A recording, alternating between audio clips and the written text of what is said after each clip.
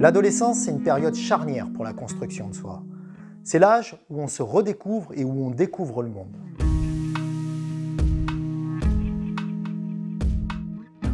Paradoxalement, c'est à partir de là que les dispositifs pour les jeunes se réduisent, et Sympathus n'échappe pas à cette règle.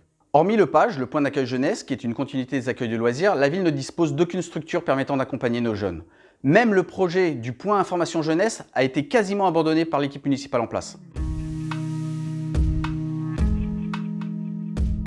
Il est très important d'avoir un dispositif capable d'accompagner les jeunes dans leur démarche.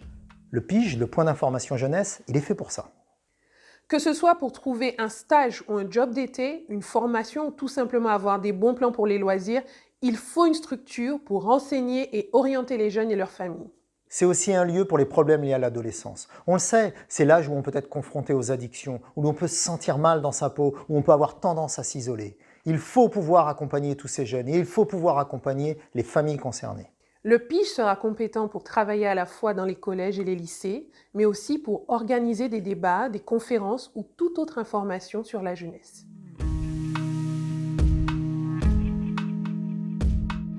On veut vraiment soutenir la création d'associations d'aide aux devoirs.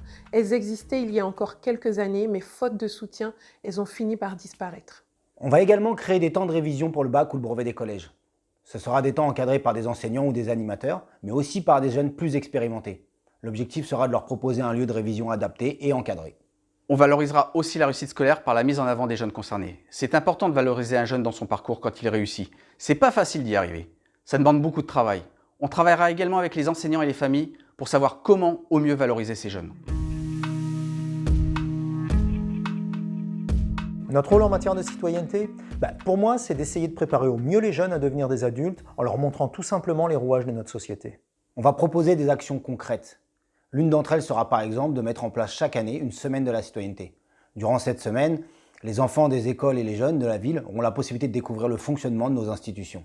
Cette semaine-là sera l'occasion d'ouvrir les portes de la ville et d'en découvrir les coulisses. La mairie, les services techniques, le patrimoine municipal et tous les lieux peu connus du grand public ouvriront leurs portes. On prévoit également d'organiser des sorties à l'Assemblée nationale, au Sénat ou au Conseil constitutionnel. Ces trois institutions font nos lois. C'est important de les connaître. Une fois par an, on a aussi prévu d'aménager les horaires d'un conseil municipal pour qu'ils deviennent accessibles aux plus jeunes et à leurs familles. Ça sera un véritable conseil municipal avec de réelles décisions prises.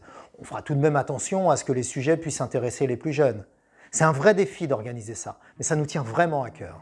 On veut aussi sensibiliser tous les enfants des écoles aux gestes qui sauvent. Il faut aussi accompagner les jeunes qui souhaitent passer leur brevet de secourisme. C'est primordial aujourd'hui.